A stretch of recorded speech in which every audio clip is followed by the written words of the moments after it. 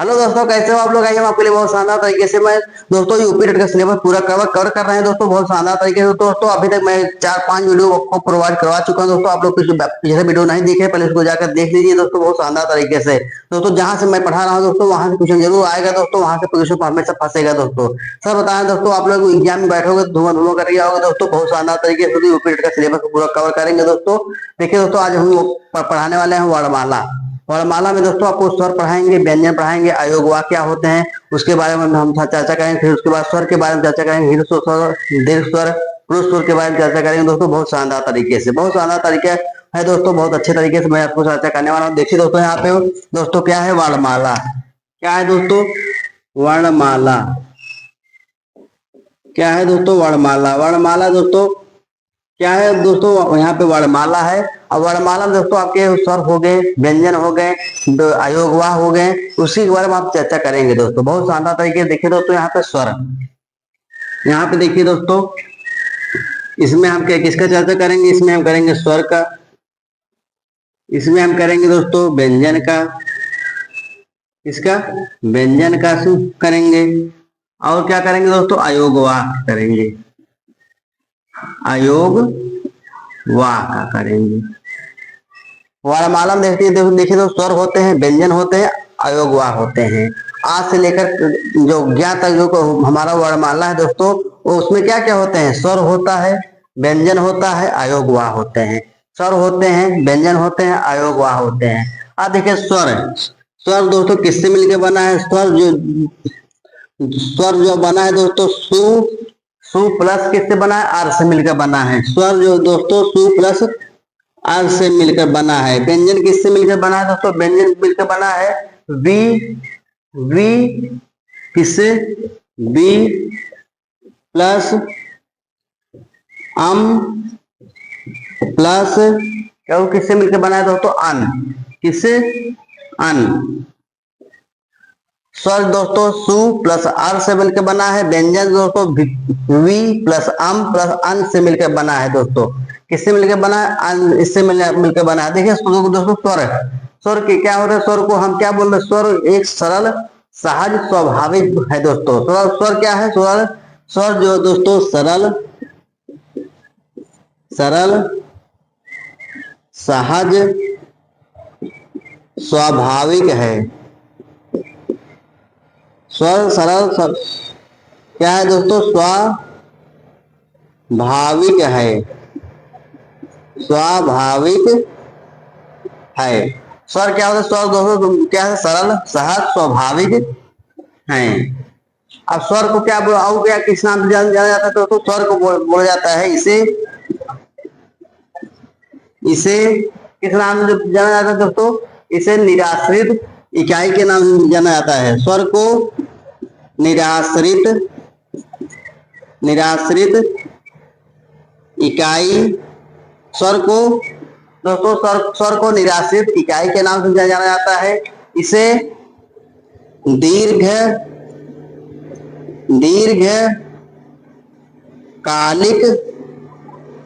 इकाई के नाम से जाना जाता है। इसे निराश्रित इकाई के नाम से जाना जाता है, दीर्घकालिक इकाई के नाम से जाना जाता है दोस्तों। इकाई के नाम से जाना जाता है। अगला है दोस्तों व्यंजन।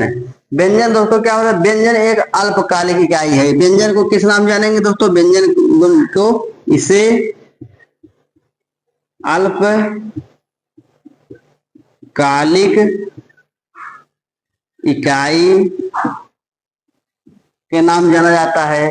और यहाँ पे होगा दोस्तों आश्रित इकाई, आश्रित इकाई के नाम से जाना जाता है दोस्तों। व्यंजन को किस नाम से जानते हैं? व्यंजन को हम अल्पकालिक इकाई के नाम से जानते हैं, और व्यंजन को क्या और किस नाम से? अल्प आश्रित इकाई के नाम जानते हैं। किस नाम जानते हैं? तो आश्रित इकाई के नाम से भी जाना जाता है दोस्तों। तो अगला है दोस्तों यहाँ पे अयोगवाह। अयोगवाह क्या होता है दोस्तों? अयोगवाह ये ना तो स्वर होते हैं ना ही व्यंजन होते हैं। अयोगवाह क्या होता है? अयोगवाह ना तो स्वर होते हैं ना ही व्यंजन होते हैं दोस्तों। और क्या होता है, इनको लेखन की दृष्टि से हम लोग स्वर मान लेते हैं। अयोगवाह को हम क्या करते हैं, अयोगवाह को लेखन की दृष्टि से हम स्वर मान लेते हैं, लेकिन इनको मेरे ये जो अयोगवाह होते हैं ये ना तो स्वर होते हैं ना व्यंजन होते हैं। जो लेखन की दृष्टि से हम इसको स्वर मानते हैं, तो इसको किसने माना है, पंडित किशोरीलाल ने इसको स्वर माना है दोस्तों। किसको माना है, अयोगवाह को। अयोगवाह को पंडित किशोरीलाल ने स्वर माना है। तो दोस्तों ये ना तो स्वर और ना तो व्यंजन होते हैं, इसे लेखन की दृष्टि से स्वर मान लिया जाता है। किसने माना दोस्तों,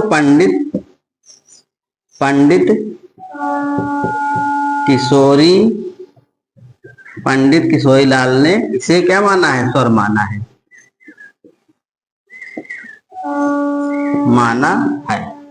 दोस्तों। देखिए दोस्तों, यहाँ पे हमने स्वर के बारे में चर्चा किया। स्वर किससे मिलकर, स्वर दोस्तों सु प्लस आर से मिलकर बना है दोस्तों। व्यंजन किससे में, बी प्लस आम प्लस अन से मिलकर बना है दोस्तों। स्वर को हम क्या बोलते हैं, स्वर को निराश्रित इकाई बोलते हैं, दीर्घकालिक इकाई भी बोला जाता है। और व्यंजन को क्या बोलते हैं, अल्पकालिक इकाई या आश्रित इकाई बोला जाता है दोस्तों। अयोगवाह दोस्तों ये ना तो स्वर होते हैं और ना ही व्यंजन होते हैं, इसे व्यंजन लेखन की दृष्टि से स्वर मान लिया जाता है। किसने माना है, पंडित किशोरीलाल ने माना है दोस्तों। तो अगला दोस्तों आप यहाँ पे देखिए, आपके बारे हम चर्चा करेंगे दोस्तों स्वर के बारे में चर्चा करेंगे दोस्तों। आप लोग इसको लिख लीजिए, नोट कर लीजिए, उसके बाद हम स्वर के बारे में चर्चा करने वाले हैं दोस्तों। चलिए इसको साफ करते हैं।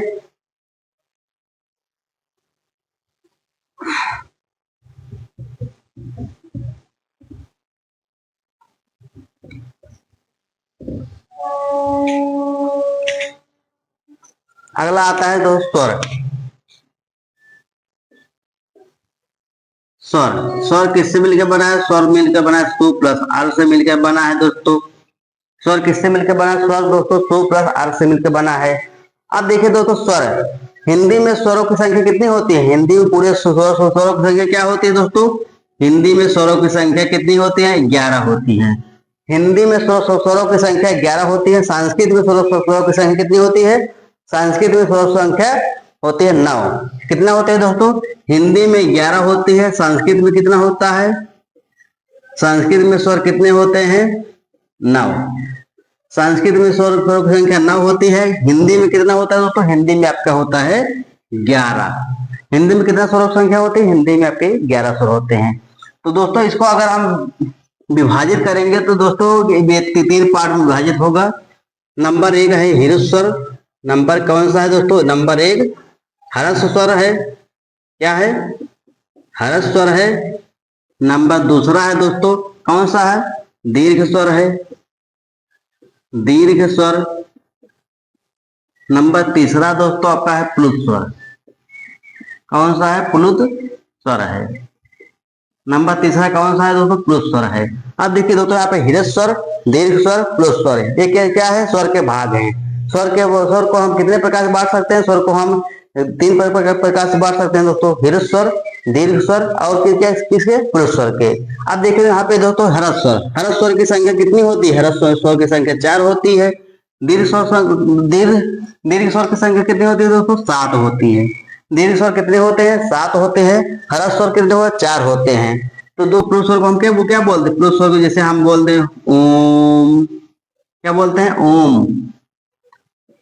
जैसे प्लुत स्वर किसको कहेंगे, जो सबसे अधिक टाइम ले, सबसे ज्यादा टाइम ले, उसी को हम प्लुत स्वर बोलते हैं। तो ओ जैसे हम बोल रहे हैं ओम बोलते हैं। तो यहाँ पे देखिए दोस्तों ह्रस्व स्वर को हम क्या बोलते हैं, ह्रस्व आ ई उ और क्या है दोस्तों, री है। ह्रस्व स्वर में कितने हैं, आ ई उ री है। दीर्घ स्वर में कितने हैं, दीर्घ स्वर में 7 हैं। अब सातों का नाम क्या है दोस्तों, सातों का नाम है दोस्तों यहाँ पे बड़ा, बड़ी, बड़ाऊ, ए आई, ए आई, उसके बाद है दोस्तों ओ, उसके बाद है आओ। 7 हो गए ना, 1 2 3 4 5 6 7, 7 हो गए। तो यहाँ पे दोस्तों देखिए दीर्घ स्वर में आ, बड़ा, बड़ी, बड़ाऊ, ए आई ओ आओ, ये क्या है? दीर्घ स्वर है। आ ई उ री, आ ई उ री, ये क्या है? हृदय स्वर है। पुरुष स्वर क्या है? हमने बोल दिया ओम, ये क्या है? ये पुरुष स्वर है दोस्तों। तो चलो अब इसका हम परिभाषा लिखते हैं दोस्तों। नंबर वन जैसे आपका हो गया हृदय स्वर। हृदय स्वर किसे कहेंगे? हृदय स्वर क्या है? हृदय स्वर। हृदय स्वर को दोस्तों क्या कहा जाता है? हृदय स्वर को भी हमने आपको बताया है। हृदय स्वर क्या है दोस्तों?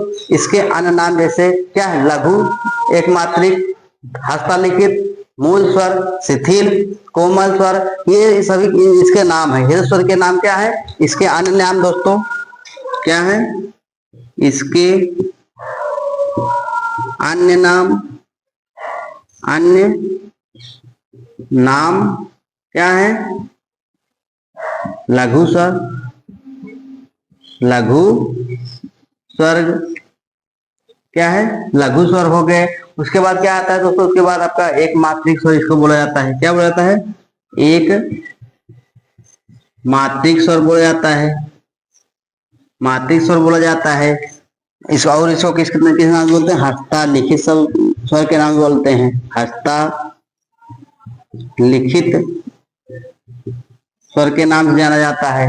हस्तलिखित स्वर के नाम जाना जाता है। इसको बोला जाता है मूल स्वर। मूल स्वर के नाम जाना जाता है। और एक नाम इसका है शिथिल स्वर।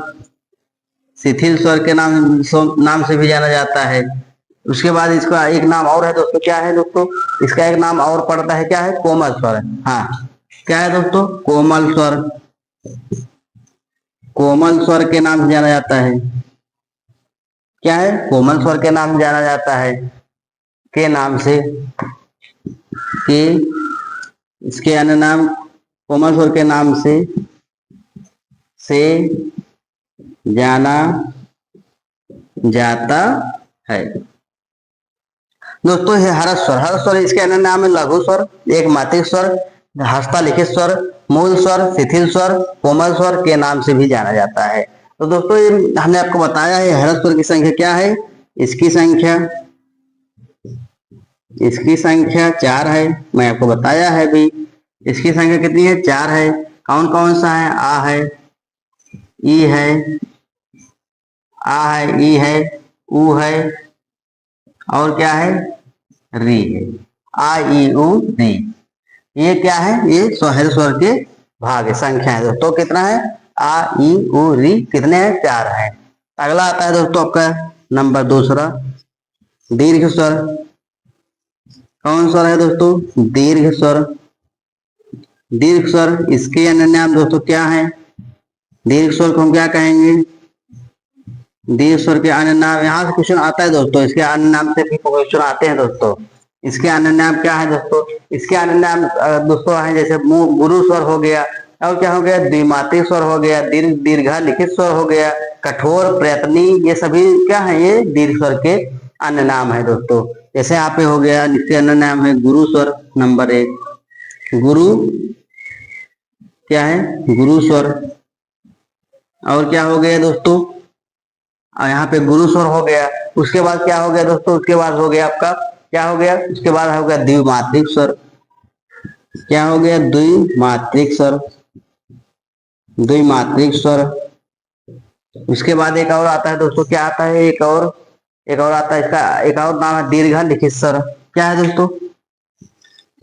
दीर्घा लिखित स्वर। क्या है? दीर्घा लिखित स्वर के नाम से जाना जाता है, दीर्घा लिखित स्वर। उसके बाद क्या है? इसको कठोर स्वर भी बोला जाता है। क्या बोलते हैं? कठोर स्वर। एग्जाम में पूछे कठोर स्वर के कितने भेद होते हैं, जब आप लोग जानते रहोगे तभी बोलोगे हाँ कि दीर्घ स्वर के ये अन्य नाम है। इसको प्रयत्नी स्वर के नाम द्वारा जाना जाता है, प्रयत्नी स्वर, प्रयत्नी स्वर के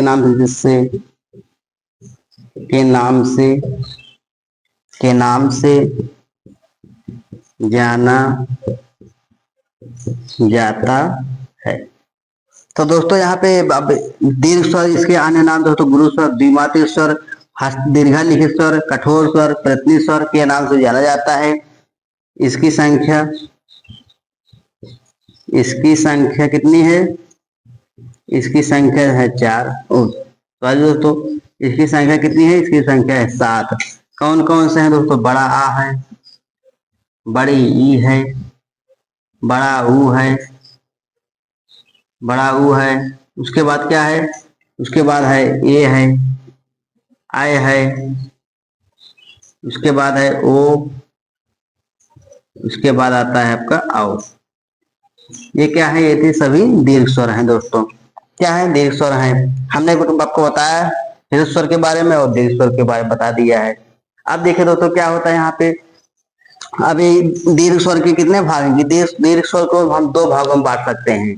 दीर्घ स्वर को हम कितने भागों में बांट सकते हैं? दीर्घ स्वर को हम 2 भागों में बांट सकते हैं। एक मुख्य दीर्घ स्वर हम बांट सकते हैं, उसके बाद एक असमान, क्या है? असमान स्वर के बारे में हम बांट सकते हैं।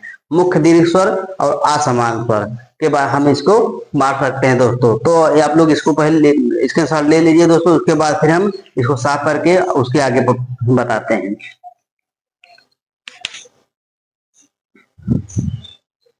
तो आप लोग इसके साथ ले लिए हम, चलिए इसको साफ करते हैं।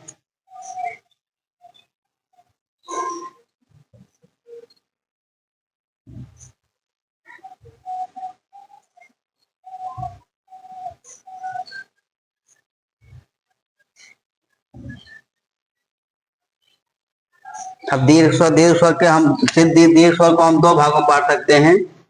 दीर्घ स्वर को हम कितने भागों में बांटेंगे? दीर्घ स्वर को 2 भागों में बांटेंगे। नंबर 1 क्या है दोस्तों? नंबर 1 आपका मुख्य दीर्घ स्वर है। क्या है? नंबर 1 आपका मुख्य दीर्घ स्वर हो गया। नंबर दूसरा क्या है दोस्तों? नंबर दूसरा आपका असमान, क्या है? असमान स्वर है। नंबर दूसरा क्या है? असमान स्वर है।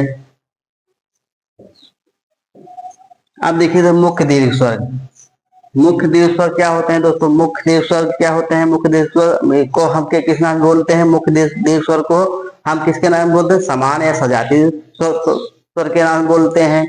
समान या सजातीय स्वर के नाम। इसके अन्य नाम दोस्तों, अन्य नाम, इसके अन्य नाम क्या है?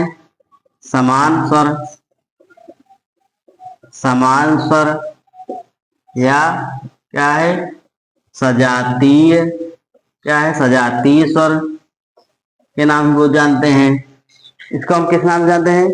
समान या सजातीय स्वर के नाम जानते हैं दोस्तों। तो इसकी संख्या कितनी है? इसकी संख्या है दोस्तों कितनी है? इसकी संख्या है, इसकी संख्या कितनी है दोस्तों? इसकी संख्या है 3। कितना है? इसकी संख्या है 3। कौन कौन से है? आ है, बड़ा आ है, क्या है? बड़ा आ है, बड़ी ई है और बड़ा ऊ है। ये क्या है दोस्तों? ये है आपके, क्या है? समान स्वर या सजातीय स्वर है। क्या है? समान स्वर या सजातीय स्वर है। इससे हमने लिखा दोस्तों आ प्लस आ बराबर क्या होता है? बड़ा आ बनता है। ई प्लस ई, ई प्लस ई बराबर क्या होता है? बड़ी ई बनता है। ये देखिए सजातीय स्वर है, नहीं सजातीय समान स्वर है। आ ये क्या है? समान है। ई क्या है? समान है, इसीलिए इसका नाम क्या पड़ा? समान स्वर पड़ा है। सजातीय स्वर पड़ा, जैसे कोई सजातीय किसको बोला जाता है? बोला जाता है दोस्तों। जैसे कोई, जैसे यक्स, यक्स क्या है? यक्स, यक्स वो क्या है? सजाती है। जैसे 5 यक्स हो गया, 6 यक्स हो गया, इसको जोड़ना है। 5 में 6 यक्स जोड़ना है। 5 यक्स में 6 यक्स जोड़ना कितना होगा? 6 5 11 यक्स होगा। जब सजाते रहेंगे तो क्या हम जुड़ जाएंगे दोस्तों। यहाँ पे देखिए ऊ प्लस ऊ बराबर कितना हो जाएगा? बड़ा ऊ बन जाएगा। ये क्या है दोस्तों? सजाती है। देखिए सजाती स्वर है, तो इनको समान स्वर बोला जाता है। इसके मुख्य दीर्घ स्वर भी बोला जाता है। अब असमान स्वर को किस नाम बोलते हैं? असमान स्वर को किस नाम बोलते हैं? असमान स्वर को हम बोलते हैं मिश्रित नाम। इसके अन्य नाम, इसके अन्य नाम क्या है? मिश्रित स्वर हैं। क्या है? मिश्रित स्वर हैं। इसके अन्य नाम मिश्रित स्वर है। उसके बाद क्या है? इसको हम नाम जानते हैं, संयुक्त स्वर के नाम जानते हैं। क्या है? संयुक्त स्वर के नाम जानते हैं। किस नाम से? संयुक्त स्वर के नाम जानते हैं। और इसको एक नाम और दोस्तों कौन सा दोस्तों? आसवर्ण। क्या है? आसवर्ण स्वर है। क्या है? आसवर्ण स्वर है। और इसका क्या क्या नाम है? एक विजातीय नाम, विजातीय स्वर नाम है। विजातीय स्वर इसको कहा जाता है, स्वर कहा जाता है। अब इसकी संख्या क्या है दोस्तों? इसकी संख्या है, इनकी संख्या कितनी है? इनकी संख्या है 4। कौन कौन से हैं दोस्तों? मैंने आपको आ ई उ बता दिया, तो हम बताएंगे ए आए ओ आओ। असमान स्वर, अन्य नाम इसके मिश्रित स्वर, संयुक्त स्वर, असवर्ण स्वर, विजातीय स्वर के नाम से इसको हम जानते हैं। इनकी संख्या क्या है? 4 है। ए आए ओ आओ, ये क्या है दोस्तों? असमान स्वर है। अब देखिए दोस्तों इसको कैसे इसको करोगे। देखिए दोस्तों यहाँ पे जैसे हमने लिखा आ प्लस ई, आ प्लस ई बराबर ए होता है। आ प्लस ई बराबर ए होता है। उसके बाद क्या होता है दोस्तों? आ प्लस ए बराबर क्या होता है? आए होता है। आ प्लस ए बराबर आए होता है। उसके बाद क्या होता है दोस्तों?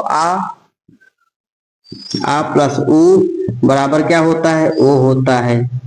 आ प्लस उ बराबर क्या होता है? ओ होता है। आ प्लस ओ बराबर क्या होगा दोस्तों? आओ होगा। क्या होगा? आओ होगा। आओ होगा। दोस्तों इसको अब आप लोग इसको ऐसे इसको दिमाग में रखना है दोस्तों। बहुत अच्छे तरीके से मैं आपको इतना बताया दोस्तों। अभी और भी मैं आपको वीडियो प्रोवाइड कराऊंगा दोस्तों। यहाँ तक आप लोग इसको पढ़िए। उसके बाद मैं कल और अच्छे अच्छे तरीके से मैं आपको व्यंजन के बारे में भी चर्चा करूंगा दोस्तों, बहुत शानदार तरीके से दोस्तों।